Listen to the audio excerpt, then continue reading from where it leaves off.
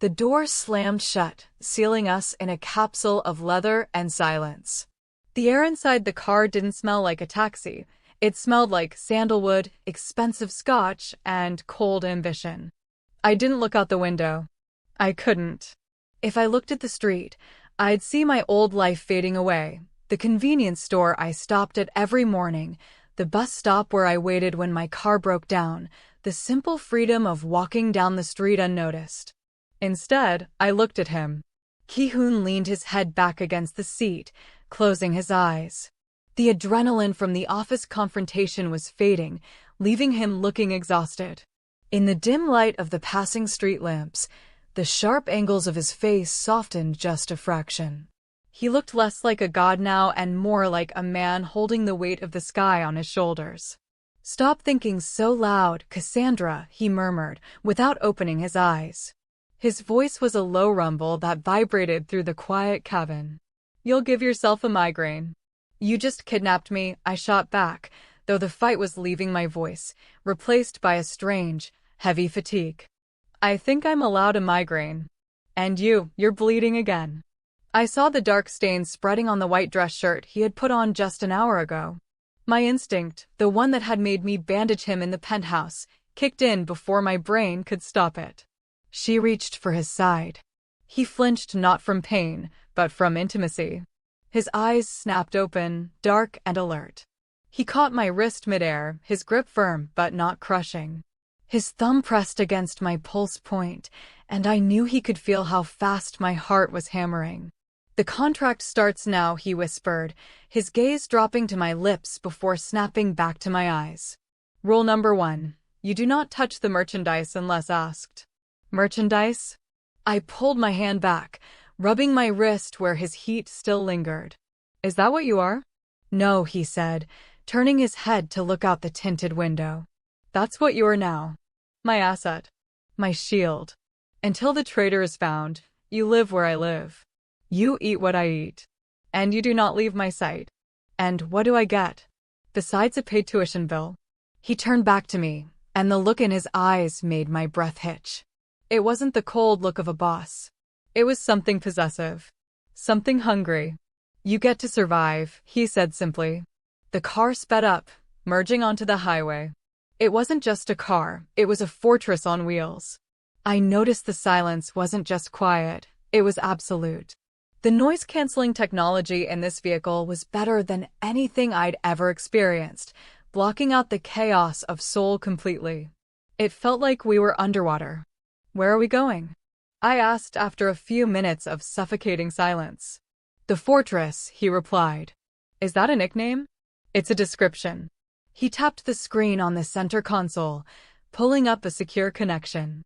He wasn't checking social media. He was monitoring a live feed of a perimeter. I saw heat signatures and biometric scans scrolling across the screen. It looked like military-grade software, the kind of AI-driven surveillance tools governments used. "My wound needs attention," he said, more to himself than me. He pressed a button on the armrest. "Call Dr. Park. Tell him to have the biosynthetic graft ready.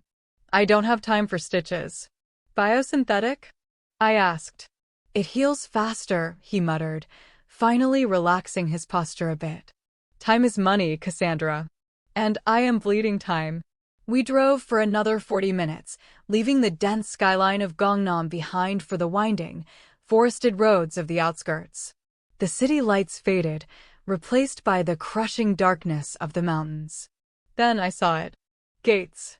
Massive, iron gates that looked like they could withstand a tank. They didn't open with a remote. A red laser beam scanned the car's license plate, and then a facial recognition camera mounted on a pillar flashed, scanning Ki-hoon through the windshield. "Access granted." The gates groaned open. We drove up a long, winding driveway lined with ancient pine trees. At the top of the hill stood a house, no, a compound, that made the obsidian penthouse look like a starter home.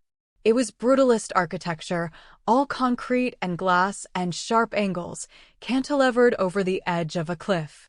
It was beautiful, but it was cold. It looked lonely. The car stopped in the circular driveway. The driver, the large man from before, opened my door. "Welcome home, miss," he said. I stepped out into the cool night air. Ki-hoon stepped out from the other side, wincing slightly as he straightened his suit jacket. He walked around the car and stood next to me. He didn't touch me, but he stood close enough that I could smell him, that intoxicating mix of iron, soap, and expensive cologne. "Walk," he commanded. We approached the massive front double doors. Before Ki-hoon could even reach for the biometric scanner, the doors flew open. A short, older Korean woman in a pristine hanbok stood there. Her hair was pulled back in a tight bun, and her face was set in a scowl that could curdle milk. "This must be the housekeeper." "You're late," she shouted, pointing a wooden spoon at the most dangerous crime lord in Korea. "The soup is cold. I told you to be back by 8. I froze. I expected Ki-hoon to pull a gun. I expected him to fire her. Instead, the Ghost of Gangnam looked sheepish. "Complications, Mrs. O," Ki-hoon mumbled, stepping inside and taking off his shoes. "I had to handle business." "Business, business, always business," she grumbled, swatting his arm. Then, she looked up and saw me. Her spoon froze in midair. Her eyes, which had been narrowed in anger, suddenly went wide. She looked me up and down, taking in my royal blue suit, my heels, and my hair.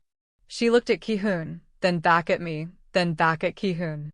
A slow, wide smile spread across her face. "Omo," she gasped, her hands flying to her cheeks. "You finally brought one home." "Mrs. O," this is Ki-hoon started. "She is beautiful," Mrs. O interrupted, bustling forward and grabbing my hands. Her skin was warm and rough. Look at her skin. Like deep bronze. And her eyes. So sharp. Finally, you have taste. The other ones were all plastic and air. This one has a spine." "Mrs. O," Ki-hoon tried again, his voice strained. "She is the new realtor. She is here for..." "Realtor? Huh." She waved her hand dismissively. "You don't bring a realtor to the fortress at midnight, Seol Ki-hoon. You bring a wife." My heart stopped. "Wife? I'm not his wife," I exclaimed, pulling my hands back gently. "I'm his employee." "Sort of." Mrs. O winked at me. Actually winked. "Of course, dear. Employee. That is what we tell the taxman, yes? Come. You must be starving. I made galbi jam." She turned and marched toward the kitchen, yelling over her shoulder. "I will set 2 places. Do not keep her standing in the foyer, Ki-hoon. Where are your manners?" I stood there stunned. I looked at Ki-hoon. He was rubbing his temples, a look of pure exhaustion on his face. "She thinks I'm your fiancé," I whispered. He looked at me. For a second, just a split second, his eyes dropped to my hand, imagining a ring there. The air between us grew thick and hot. "Let her think about it," he said softly. "It's safer that way. Mrs. O runs this house. If she likes you, you eat like a queen. If she hates you, you starve. And Cassandra? Yes, she never likes anyone." Before I tell you what happens in the bedroom, because there is only one bed prepared, I need to take a quick second. If you are loving this tension and you are Team Ki-hoon all the way, make sure you are subscribed to Stories Pulse right now. This is part 2 of the Mafia Boss and the Realtor. If you missed part 1, the link is right down in the description. You do not want to miss the beginning of this madness. Like the video if you want Ki-hoon to finally admit his feelings. Okay, back to the fortress. "Come," Ki-hoon said, placing his hand on the small of my back. The touch burned through my blazer. He guided me through the house. It was magnificent, filled with modern art and sleek furniture, but it felt empty. There were no photos. No clutter. No signs of life. It was a museum, not a home. We walked up a floating staircase to the 2nd floor. He led me to a set of double doors at the end of the hall. "This is the master wing," he said. "Wing?" I asked. "As in plural rooms?" "Yes.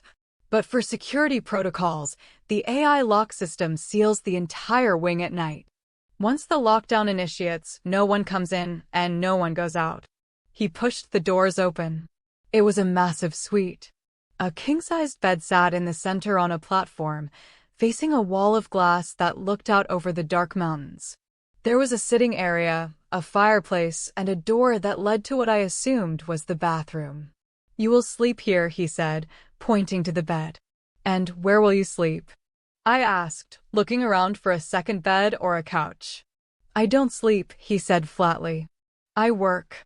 He walked over to a desk in the corner of the room, where multiple monitors were glowing. He sat down and immediately started typing. "There are pajamas in the closet," he said without looking up. "Mrs. O buys things.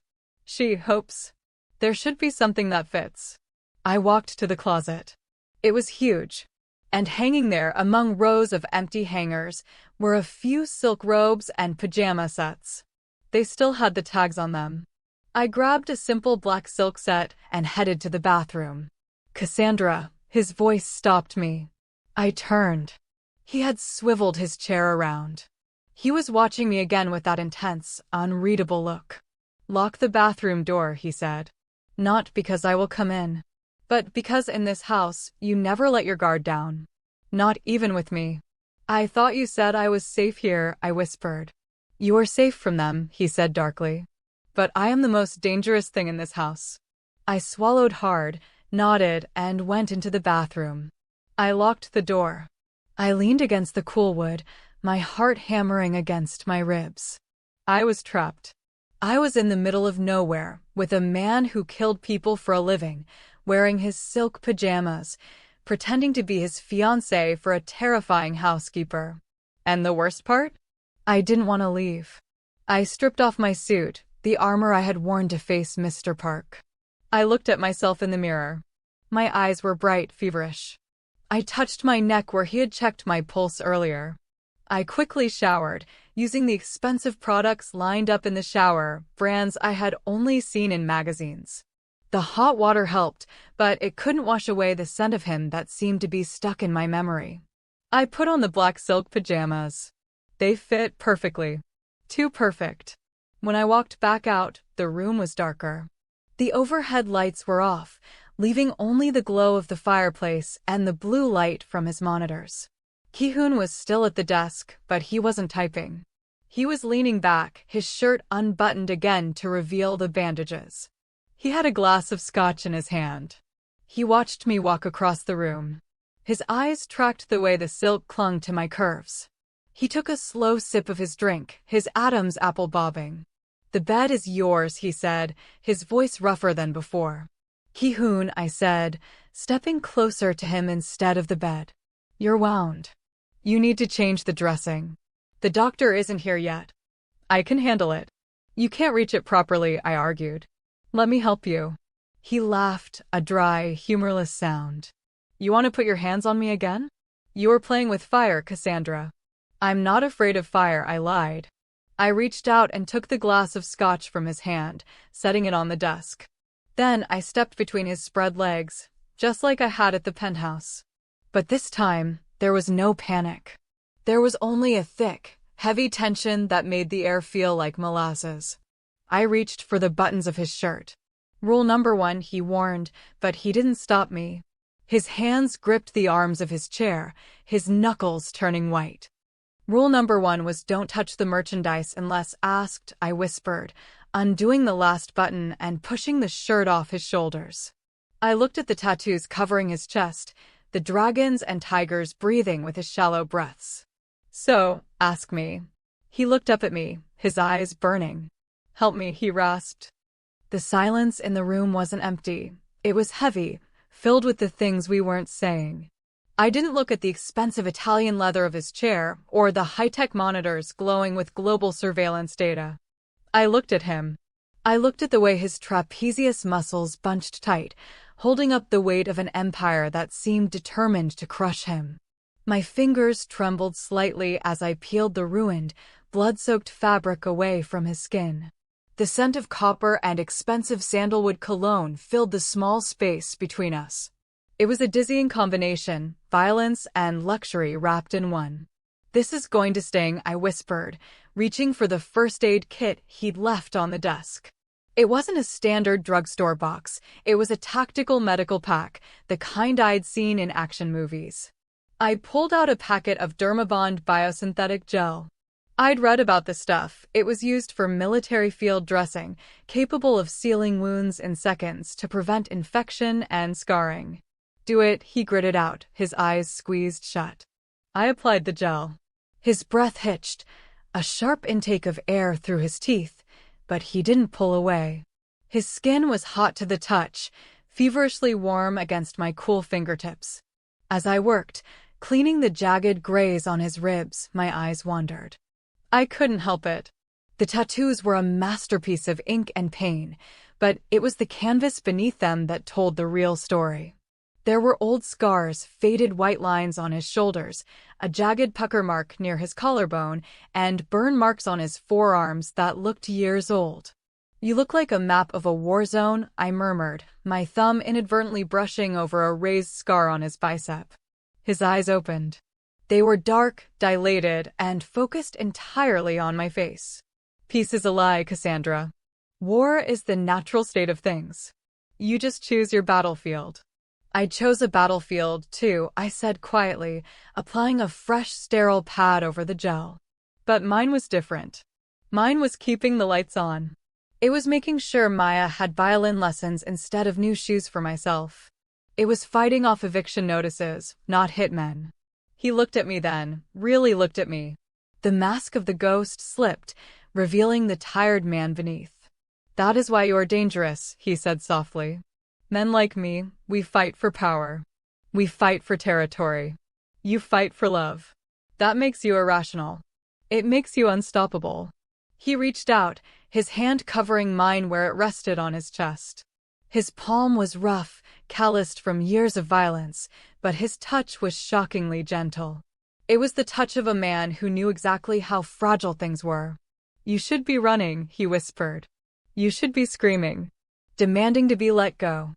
I was screaming yesterday, I admitted, my voice barely a whisper. But today I see you bleeding. And I don't know why, Ki-hoon, but the idea of walking out that door and leaving you to bleed alone terrifies me more than the men with guns. The air between us is charged with static. He leaned in, his face inches from mine. I could feel the heat radiating off him. My gaze dropped to his lips. They parted slightly. I wanted him to close the gap. I wanted to know if he tasted like danger or salvation. But he pulled back. The restraint in his jaw was visible, a muscle ticking wildly as he physically forced himself to retreat into the back of the chair. Go to bed, Cassandra, he commanded, his voice turning cold and brittle. I have work. He spun the chair around, facing the monitors again. The rejection stung, sharp and immediate. I stood there for a moment, staring at the expanse of his back, the dragon tattoo flexing as he typed furiously. He was building the wall back up. I turned and walked to the massive bed. I climbed in, the silk sheets cool against my skin, and pulled the duvet up to my chin. I watched him for a long time. He didn't sleep. He didn't even blink. He just worked, monitoring the perimeter, checking stocks, reading reports. Hours passed. The digital clock on the nightstand read 3 a.m. He was still sitting there. He hadn't moved. I sat up. You have insomnia. He didn't turn around. Sleep is a liability. Sleep is a biological necessity, I countered. Even monsters need to recharge, Ki-hoon. If I sleep, the nightmares come, he said simply. The vulnerability of the statement hung in the air, stark and honest. I got out of bed. I didn't think, I just moved. I walked over to the desk. I didn't touch him this time. I stood beside him. My sister, I started, Maya. When she was little, she had night terrors. She'd wake up screaming that the shadows were trying to eat her. And what did you do? He asked, his fingers finally pausing on the keyboard. I hummed, I said. Old songs. My mother's songs. R&B from the 90s. It was the only thing that grounded her.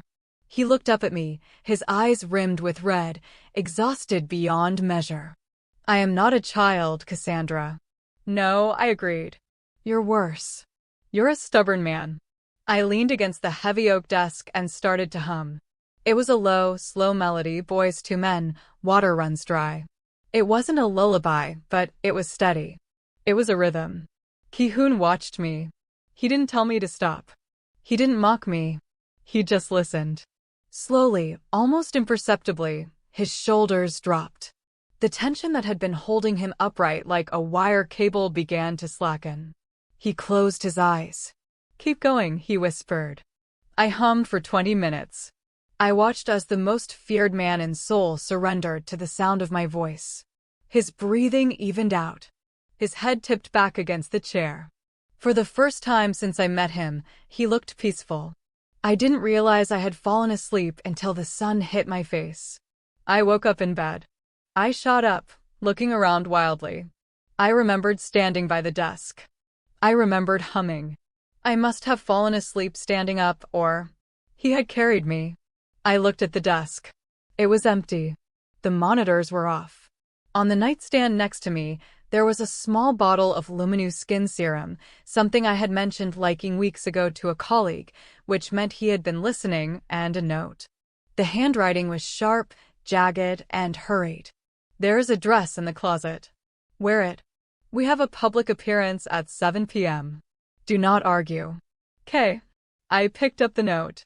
"No, good morning. No, thank you for the humming. Just orders." But then I flipped the note over. On the back, in a smaller, almost hesitant script, was one more line. "You have a beautiful voice." I pressed the note to my chest, a stupid smile fighting its way onto my face. He was a fortress, yes. But every fortress had a crack. And I was starting to think I was the only one small enough to slip through it. I got out of bed and went to the closet. Mrs. O hadn't been kidding about her shopping spree. But front and center, hanging in a garment bag, was the dress. I unzipped the bag. It was red. Not a polite, cheerful cherry red. It was oxblood. Deep, dark, and dangerous. It was floor-length silk with a slit that went up to my thigh and a back that plunged dangerously low. It wasn't a dress you wore to a business meeting. It was a dress you wore to start a war. I touched the fabric. It felt like liquid money. "Okay, Ki-hoon," I whispered to the empty room. "You want a show? I'll give you a show." I spent the day preparing. I didn't see him. Mrs. O brought me lunch, spicy tofu stew that was so good it almost made me cry, and told me that the master was in the underground dojo training and was not to be disturbed. "He fights the demons today," Mrs. O had said, nodding sagely. "You look pretty tonight. Make him look at you, not the demons." By 6:45 p.m., I was ready. I had pulled my hair up into a high, architectural puff that showcased my neck and shoulders. I applied a deep berry lip stain and lined my eyes sharp enough to cut glass. I walked down the floating staircase. Ki-hoon was waiting at the bottom. He was wearing a tuxedo. A black, velvet tuxedo jacket that absorbed the light, paired with tailored trousers that emphasized the length of his legs. His hair was slicked back, severe and perfect. He was looking at his watch, tapping his foot impatiently. "You're cutting it close, Cassandra. Punctuality is." He looked up. The words died in his throat. He didn't move. He didn't breathe. He just stared. His eyes traveled from my hair, down the curve of my neck, over the silk that clung to my waist, down to the slit revealing my leg, and back up to my eyes. The silence stretched, heavy and electric. It wasn't the silence of an empty car. It was the silence before an explosion. "Well?" I asked, stopping on the last step so I was slightly taller than him. "Is it acceptable for the asset?" He swallowed hard. He took a step closer, invading my personal space until I could feel the heat radiating from him. He reached out, his fingers hovering over the bare skin of my arm, not touching, but close enough that the fine hairs on my skin stood up. "Acceptable," he murmured, his voice dropping an octave, turning rough and smoky. "Cassandra, you look like a weapon." "Is that a compliment?" "In my world." He finally touched me, his hand settling on the small of my back, burning through the thin silk. "It is the highest praise there is." The drive to the gala was silent, but it wasn't the empty silence of before. It was the heavy, pressurized silence of a bomb waiting to detonate. Ki-hoon sat next to me in the back of the armored sedan, his hand resting on his thigh, inches from mine. He was staring at a tablet, reading dossiers on the people we were about to meet, but I could feel his awareness of me. It was like a physical tether. "You are nervous," he stated, not looking up. "I'm about to walk into a room full of people who probably want you dead," I replied, smoothing the silk of my dress over my knees. "And I'm wearing a dress that screams, 'Look at me.'" "Yes, Ki-hoon. I'm nervous." He finally turned off the tablet. The blue light vanished, leaving us in the shadows of the car. He reached out and took my hand. His grip was cool, dry, and terrifyingly steady. "That is exactly why you are wearing it," he said, his thumb rubbing over my knuckles in a slow, hypnotic rhythm. "They are sharks, Cassandra. If they smell blood, my blood, they will attack. But if they see you, if they see a woman who looks like a queen, standing beside me without fear, they will hesitate. They will wonder why I am so confident. You are not just a date. You are my armor." "Armor," I whispered. "Is that all I am?" He looked at me then, his eyes searching my face in the dark. For a moment, the ruthless mask slipped. "You are the only thing in this car that feels real," he murmured. The car slowed. We had arrived. The doors opened, and the world exploded into flashes. I had seen red carpets on TV, but this was different. This was aggressive. The paparazzi were screaming Ki-hoon's name, their cameras flashing like strobe lights. I was blinded instantly. I felt a wave of panic rise in my throat, the instinct to run, to hide, to go back to my quiet life of selling condos. But Ki-hoon didn't let me run. He stepped out first, buttoning his jacket with a casual, lethal grace. He turned and offered me his hand. I took it. I stepped out. The screaming intensified. "Who is she? Is that Seol Ki-hoon's woman? Look at her hair." I held my head high. I felt the weight of my hair, styled in a crown of coils, and the slide of the silk against my skin. I channeled every ounce of pride my mother had instilled in me. I wasn't just Cassandra the Realtor. Tonight, I was the woman holding the hand of the ghost. We walked the gauntlet. Ki-hoon didn't smile. He didn't wave. He walked through the chaos like he owned the very air they were breathing. And because he held me so tightly, tucked against his side, I walked like I owned it too. Inside, the ballroom was a sea of black tuxedos and glittering jewels. The air smelled of expensive perfume and old money. As soon as we entered, the conversation died. Heads turned. Eyes narrowed. I felt like a gazelle walking into a lion's den. "Keep your eyes on me," Ki-hoon whispered against my ear, his breath hot. "Do not look at them. If you look at them, you give them power." Seol Ki-hoon. A booming voice cut through the tension. A man approached us. He was older, with silver hair and a smile that didn't reach his cold, dead eyes. He was flanked by a younger woman, stunning, in a pale pink dress, but looking at me with undisguised disdain. "Chairman Han," Ki-hoon greeted, his voice smooth as silk. "I see you're still active." "And I see you are not dead," Chairman Han chuckled, his eyes darting to Ki-hoon's ribs, looking for weakness. "Rumors were concerning." "Rumors are for the board," Ki-hoon replied. The woman next to Han stepped forward. She looked me up and down, her lip curling. "And who is this?" "I didn't know you had a taste for foreigners, Ki-hoon." "Is she helping?" The room went deadly silent.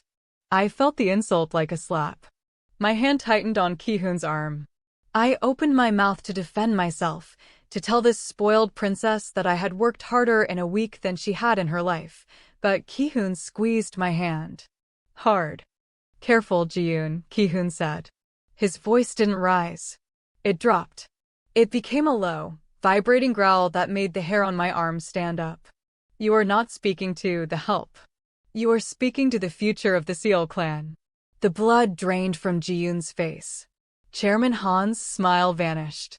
"Future?" Han choked out. "You mean?" "I mean," Ki-hoon said, pulling me closer until my body was flush against his side, leaving no room for doubt that she is mine. And anyone who disrespects her disrespects me. And we all know what happens to people who disrespect me. He stared at them. He didn't blink. The threat hung in the air, heavy and suffocating. Apologize, Ki-hoon commanded. Ji-yoon looked at her father. He nodded stiffly, looking terrified. I apologize, she stammered, looking at the floor. I didn't know. Now you know, Ki-hoon said. He turned his back on them, dismissing them like they were nothing, and led me onto the dance floor. Stop right there. Did you hear that? The future of the Seol clan. He just claimed her in front of the entire underworld of Seoul. If you are screaming at your screen right now, you need to subscribe to Stories Pulse. This is part 2, and things are just getting started. Like this video if you want a man who defends you like Ki-hoon.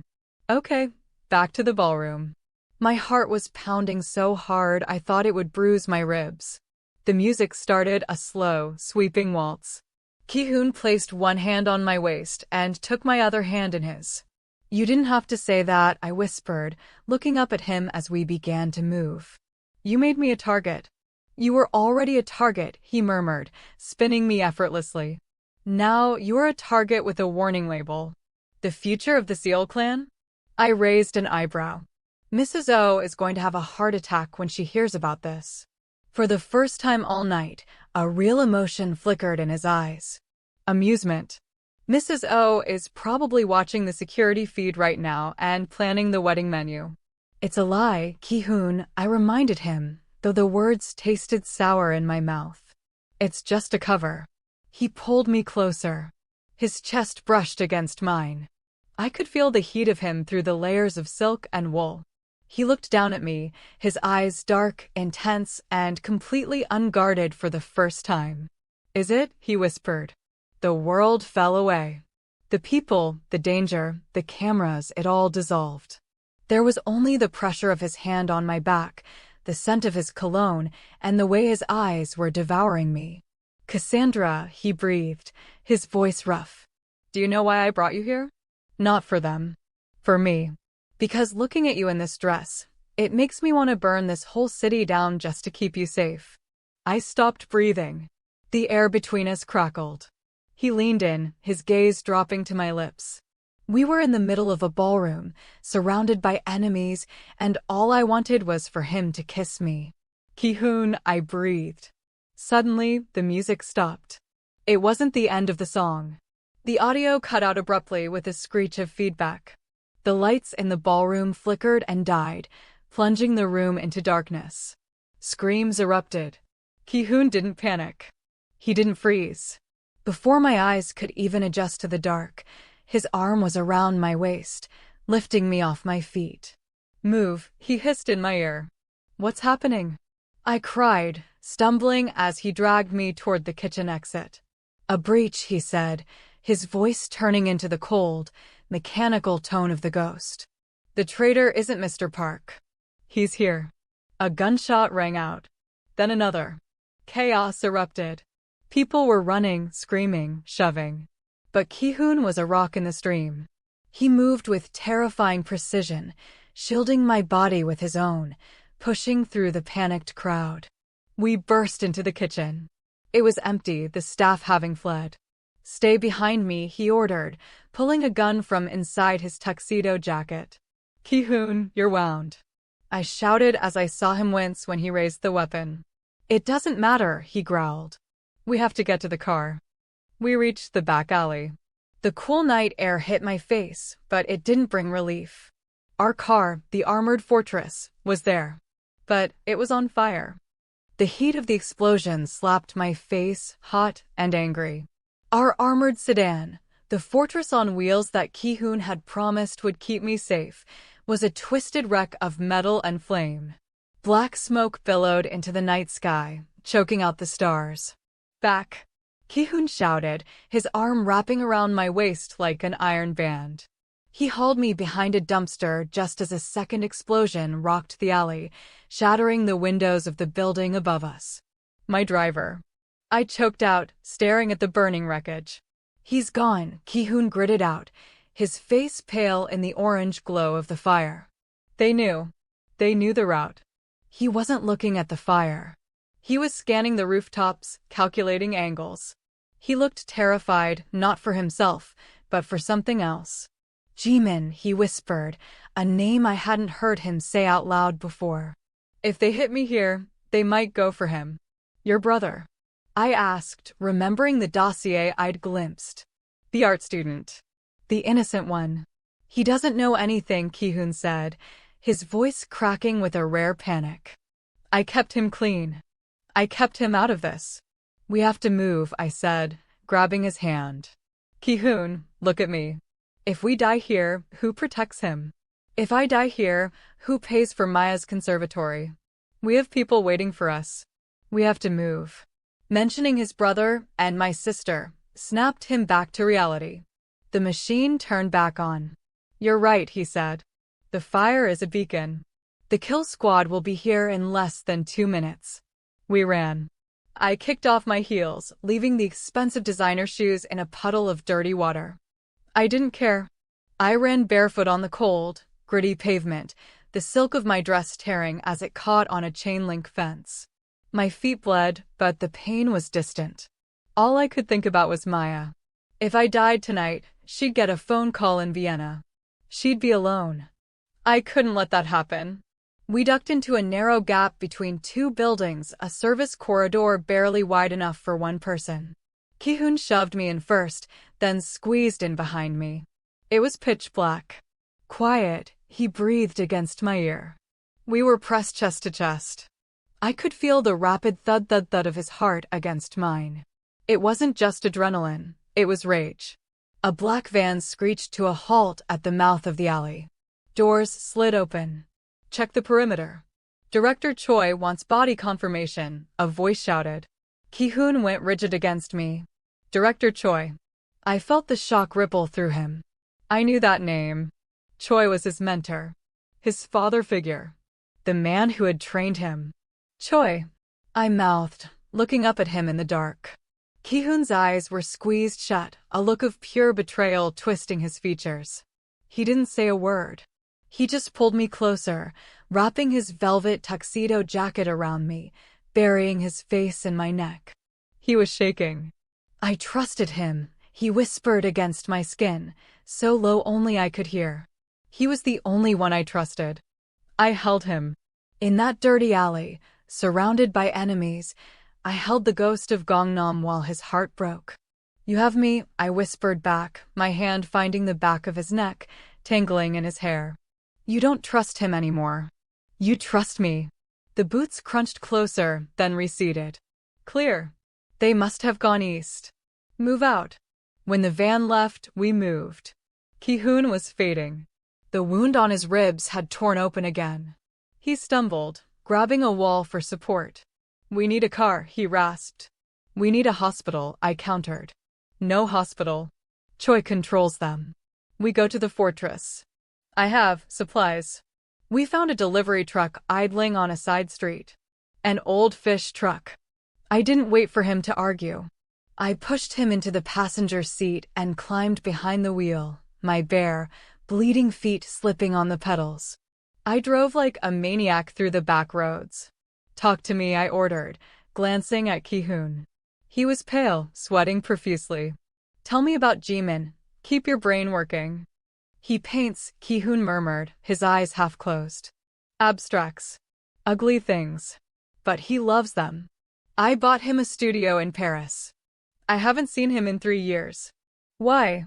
Because I am poison, Cassandra, he whispered, looking at me with blurry eyes. Just like I am poisoning you. You should have run. My sister plays the violin, I said, forcing my voice to stay steady as I took a sharp turn. She thinks I sell luxury condos to nice old ladies. She doesn't know I'm driving a fish truck with a mafia don. We lie to the ones we love, Ki-hoon. To keep them safe. It doesn't make you poison. It makes you a shield. He looked at me then. A mixture of awe and tragedy. A shield gets battered, Cassandra. I don't want you to be battered. Too late, I said, gripping the wheel. We reached the fortress. The gates were open. That was wrong. Stop, Ki-hoon said, sitting up, pain forgotten. The gates never stay open. He reached for his gun, but his hand was shaking too hard. I'm driving us in, I said. If we stay here, we're sitting ducks. I floored it. We screeched up the driveway. The front door was ajar. We stumbled into the foyer. It was wrecked. Mrs. O, Ki-hoon shouted, his voice raw. We found them in the living room. Director Choi, an older man with silver hair and a kind face that I recognized from company photos, was sitting on the sofa. And kneeling on the floor, a gun pressed to her head, was Mrs. O. You're alive, Choi said, sounding disappointed. He stood up, smoothing his suit. I told the men you were hard to kill, Ki-hoon. You always were my best student. Why? Ki-hoon asked. He didn't raise his voice. He sounded broken. You raised me. And now I'm replacing you, Choi shrugged. You've gone soft, son. You let your brother live in luxury while we bleed. And now this? He gestured to me. You bring a civilian into the inner circle? A distraction. Choi looked at me. Cassandra Vance. Sister to Maya Vance, currently studying at the Vienna Conservatory. Room 304. My blood ran cold. The world stopped. Don't you dare, I whispered. Don't you dare touch her. That depends on Ki-hoon, Choi smiled. Sign over the assets, Ki-hoon. The accounts. The territories. Or Maya has a very tragic accident on her way to class tomorrow. Ki-hoon went still. He looked at me. He saw the terror in my eyes, not for myself, but for Maya. He looked at Choi. Leave the girls out of it. Sign, Choi commanded, cocking the gun at Mrs. O's head. Ki-hoon dropped his gun. He raised his hands. I'll sign, Ki-hoon said. Just let them go. Smart boy. Choi signaled one of his men to bring the tablet. Ki-hoon took a step forward. He looked defeated. He looked weak. But then, he looked at me. And he didn't blink. Cassandra, he said softly. Rule number 1. Do not touch the merchandise unless asked. But he wasn't looking at me. He was looking at the fire alarm pull station on the wall behind me. Duck, he whispered. The fire alarm. The bright red box on the wall behind me. Rule number 1. Do not touch the merchandise unless asked. He was asking. Duck. Ki-hoon shouted. I didn't think so. I dropped to the floor and slammed my fist against the alarm lever. Clang, clang, clang, clang. The sound was deafening. Strobe lights exploded in the room, blinding white flashes that disoriented everyone. The fire suppression system kicked in instantly. High-pressure sprinklers erupted from the ceiling, drenching the room in a torrent of water. Secure them, Choi screamed, shielding his eyes from the strobe. But Ki-hoon was already moving. He didn't look injured anymore. He looked like the ghost. He swept the leg of the nearest guard, sending him crashing into the glass coffee table. He grabbed the guard's gun in midair before the man even hit the ground. Bang! Bang! 2 mercenaries went down. Mrs. O down. I screamed, crawling through the water toward the housekeeper. Mrs. O, terrifyingly spry for her age, bit the hand of the man holding her and stomped on his instep. He howled, letting her go. She scrambled toward me, her hanbok soaked. Go! Ki-hoon roared, firing suppressing shots at Choi, who had overturned the sofa for cover. Get to the panic room. No, not without you. I yelled back, the water plastering my hair to my face. I said go, he bellowed, his eyes wild. He wasn't looking at me with love, he was looking at me with desperation. If they take you, they take Maya. Go. That name. Maya. It was the only thing that could make my legs move. I grabbed Mrs. O's hand and dragged her toward the hidden panel in the library bookshelf that Ki-hoon had shown me days ago. Bullets chewed up the drywall around us. I punched the code 0613, and the panel hissed open. I shoved Mrs. O inside. I looked back. Ki-hoon was fighting hand-to-hand with the last mercenary. He was winning, but he was slow. The wound on his ribs was bleeding freely now, mixing with the water on the floor to create a pink river. Choi popped up from behind the sofa, aiming his gun at Ki-hoon's exposed back. "No!" I screamed. I didn't go into the panic room. I grabbed a heavy marble bust from a pedestal and hurled it with everything I had. It didn't hit Choi. It hit the floor lamp next to him, shattering the bulb and sending sparks showering down onto the wet floor. Choi flinched, firing wild. The bullet missed Ki-hoon's spine and buried itself in his shoulder. Ki-hoon grunted, dropping to one knee. "Cassandra!" he shouted, agony in his voice. He scrambled back, grabbing his gun, and fired 3 shots into the ceiling, bringing down a massive crystal chandelier right between him and Choi. Glass exploded everywhere. He used the distraction to sprint, limping heavily, toward us. He practically fell into the panic room. I hit the seal button. The heavy steel door slammed shut. The noise of the alarm, the gunfire, the water, it all cut off instantly. Silence. We were in a concrete box. It was cold. Emergency lights flickered on, casting a blue glow over us.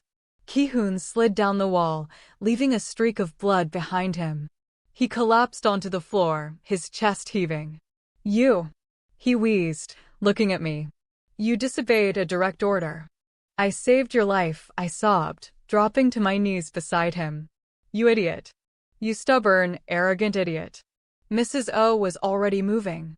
She ripped the hem of her hanbok and pressed the cloth against his shoulder. "Hush, boy. She has more sense than you." "Is he?" I couldn't finish the sentence. "Shoulder is through and through," Mrs. O said, her voice shaking, but her hands steady. "Ribs are worse. He's lost too much blood." Ki-hoon reached out, his hand trembling, and grabbed my wrist. His skin was ice cold. "Maya," he rasped. "Phone. Secure line." He pointed to a tactical console on the wall. I scrambled over to it. "What do I do?" "Red button," he whispered. "Protocol 0. I pressed it. A screen lit up. A voice, computerized and calm, spoke.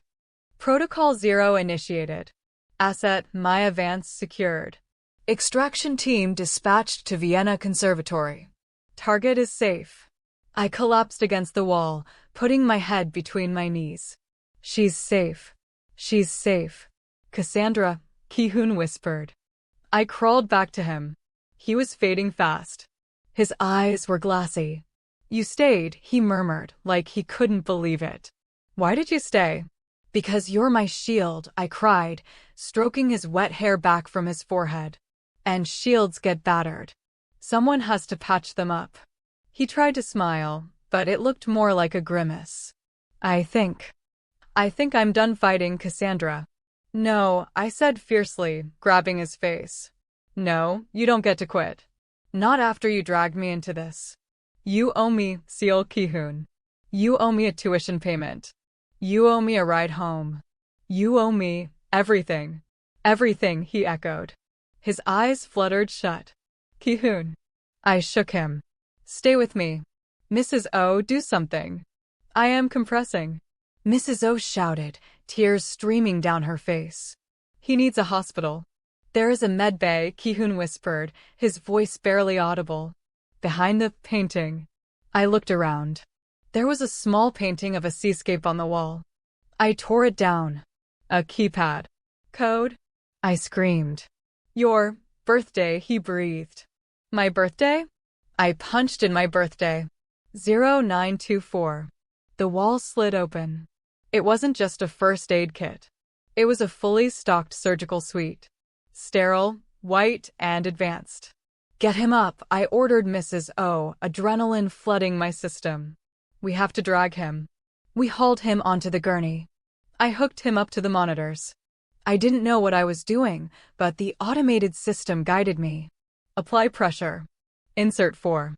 Administer coagulation agent." We worked for an hour. Mrs. O prayed in Korean. I cursed in English. Finally, the bleeding stopped. His vitals stabilized. I slumped into a chair next to the gurney, my soaked dress clinging to me, shivering uncontrollably. Mrs. O put a blanket around my shoulders. She looked at Ki-hoon, sleeping, actually sleeping this time, sedated by the meds, and then at me. He loves you, she said quietly. He barely knows me, I argued weakly. He set the panic room code to his brother's birthday, she said. He set the medical room code to yours. You are the only two people he wants to save. I looked at the keypad. 0924. Tears finally spilled over. I sat there all night, holding his hand. Around dawn, the console on the wall beeped. Perimeter secure. Threat eliminated. Police and cleaner crews on site. I looked at the monitor. Flashing blue lights outside. The cavalry had arrived. Choi was gone, escaped or captured, I didn't know. But we were alive. Ki-hoon stirred. I squeezed his hand. I'm here. His eyes opened. They weren't hazy anymore. They were clear. Focused. Cassandra, he croaked. Don't talk, I said. You got shot. Again. I need to tell you. Tell me later. No, he said, trying to sit up, wincing. Now. He looked at me with an intensity that made the sterile room feel hot. I didn't sign, he said. What? The papers. With Choi. I didn't sign them. I know, I said. You pulled the alarm instead. No, he shook his head. I mean, I transferred everything before we walked in. The assets. The accounts. The fortress. Transferred them to who? I asked, confused. Jimin. No, he reached out and touched my cheek. To you. I stared at him. Me? If I died, he said simply. I wanted to make sure no one could touch you. You own the Seol Consortium, Cassandra. You are the boss. You gave me your empire? I whispered. You've known me for a week. I've known you my whole life, he said. I was just waiting for you to walk through the door. He pulled me down. I thought he was going to kiss me. Instead, he rested his forehead against mine. You are not my employee, he whispered. You are not my fiancée. You are my queen. And I am tired of fighting alone. Then don't, I whispered back, closing the distance. I kissed him. It tasted like antiseptic and blood and survival. It was soft at first, hesitant, and then he groaned, a low sound in his throat, and deepened it. His hand came up to tangle in my hair, pulling me closer, despite his injuries. It was a promise. It was a seal. When we broke apart, breathless, he looked at me with a smirk that was 100% the Ghost of Gangnam. So, he said, since you own the company now, can I take a sick day? I laughed, a wet, teary sound. Take 2. The recovery took 3 weeks. 3 weeks of sterile hospital rooms, endless beeping monitors, and lawyers. So many lawyers. The Seol Consortium was in chaos, but it was my chaos. Ki-hoon hadn't been joking. He had transferred everything. The buildings, the accounts, the shipping lines, they were all in my name. And the first thing I did as the new owner?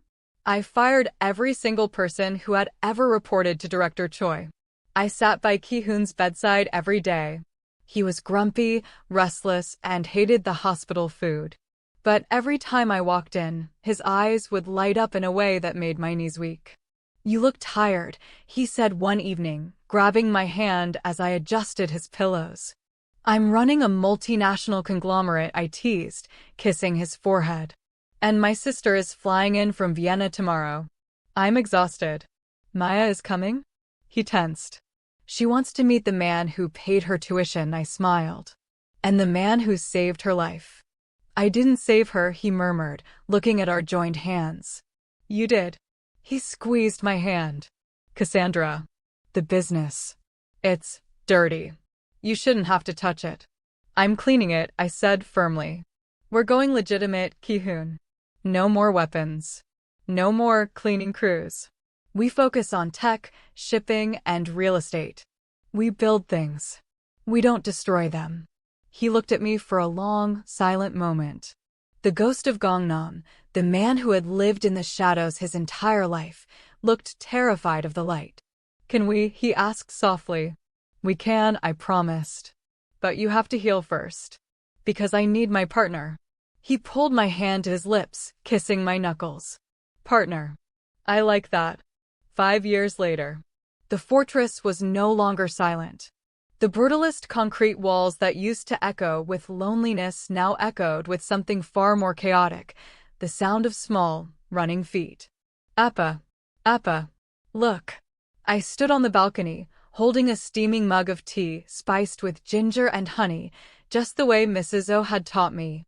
I looked down at the sprawling lawn that rolled out toward the cliff edge. Ki-hoon was down there. He wasn't wearing a suit. He was wearing gray sweatpants and a fitted black t-shirt that stretched over his broad chest. His tattoos, the dragons and tigers that used to terrify me, were visible on his arms, fading slightly in the sun. But they didn't look scary anymore. Not when there was a 3-year-old girl hanging off his bicep like a koala. "Higher, Appa," squealed Hannah, her wild, curly hair bouncing as Ki-hoon lifted her effortlessly over his head. "Careful, monster," Ki-hoon laughed, a sound that was rich, deep, and frequent these days. "If I throw you, you might fly away." Sitting on the grass nearby, building a tower of blocks with intense concentration, was our eldest, Leo. He was 5. He had my skin and Ki-hoon's eyes, dark, observant, and fiercely intelligent. He didn't speak much, just like his father, but he didn't miss a thing. And strapped to Ki-hoon's chest in a baby carrier was the newest addition, Baby June. He was fast asleep, drooling onto Ki-hoon's shirt, completely unbothered by his sister's screaming. "Honey," I called down. "Lunch is ready." Mrs. O made jjajangmyeon. Ki-hoon looked up. The sun caught the sharp angles of his face, softening them. He didn't look like the ghost anymore. He looked like a man who had finally found his home. He put Hannah down, who immediately sprinted toward the house. Leo stood up, dusted off his hands, and walked calmly after her. Ki-hoon waited. He watched them run to me, a look of pure, unguarded adoration on his face. Then he looked up at me on the balcony. "Coming, boss," he called up, a smirk playing on his lips. I rolled my eyes. He still called me that sometimes, usually right before he kissed me senseless. We ate lunch in the kitchen. The formal dining room, the one with the long, cold table where we had eaten our first meal, was now a playroom filled with Lego sets and violins. Maya, my sister, had graduated and was now a soloist with the Seoul Philharmonic. She came over every Sunday to teach the kids music. It was chaotic. It was loud. It was messy. Noodles were flying, June was crying for milk, and Hannah was trying to feed the dog spicy radish kimchi. And Ki-hoon sat in the middle of it all, wiping sauce off Leo's chin with a gentleness that still made my heart ache. Later that night, after the battles of bath time and bedtime stories were won, we retreated to the master bedroom. It wasn't the cold, blue-lit room anymore. It was warm, filled with family photos, soft rugs, and the scent of lavender. Ki-hoon walked out of the bathroom, drying his hair with a towel. He saw me sitting on the bed, staring out the window at the Seoul skyline in the distance. "What are you thinking about?" he asked, sitting down behind me and wrapping his arms around my waist. He rested his chin on my shoulder, his damp hair tickling my neck. "I was thinking about the closet," I admitted softly. He went still for a second, then relaxed. "The closet?" "The first night," I said, leaning back into him. "When I was hiding. When I thought you were going to kill me. If someone had told me then, that 5 years later, I'd be married to the Ghost of Gangnam, living in his fortress with 3 kids, I would have called the police." He chuckled, a low vibration against my back. "And if someone had told me that the terrified realtor with the clipboard would end up running my company better than I did, I would have laughed." He turned me around so I was facing him. His eyes searched mine, intense and loving. "You saved me, Cassandra," he whispered, his thumb tracing my lower lip. "I was drowning in that darkness. You were the only one brave enough to pull me out." "I didn't pull you out," I whispered back. "I just turned on the light." He kissed me then. It wasn't frantic or desperate like the kisses in the past. It was slow. It was deep. It was the kiss of a man who had everything he ever wanted right here in his arms. He pulled back slightly, his forehead resting against mine. "Happy anniversary, Cassandra." Happy anniversary, Ki-hoon. Before we fade to black in this perfect family, I have one question for you. Do you think love can really save a person? If you believe in second chances, hit that subscribe button right now. This story might be over, but we have so many more romances, thrillers, and heart-stopping moments coming your way on Stories Pulse. Don't miss out. I looked past him, out the window. The city lights were twinkling below us, millions of lives, millions of stories. But I didn't need the city anymore. I looked at the baby monitor on the nightstand, watching the 3 sleeping shapes in the nursery. I looked at the man holding me, the scars on his chest now faded white lines, covered by the warmth of our life together. I wasn't the asset. I wasn't the shield. I was the wife. I was the mother. I was at home. Ki-hoon pulled the duvet up over us, shutting out the cold, shutting out the world. Sleep, he whispered, pulling me against his chest, his heartbeat a steady, lullaby rhythm against my ear. I've got you. And for the first time in my life, I knew it was true. The monsters were gone. The ghost had retired. And we were finally, perfectly free. The end.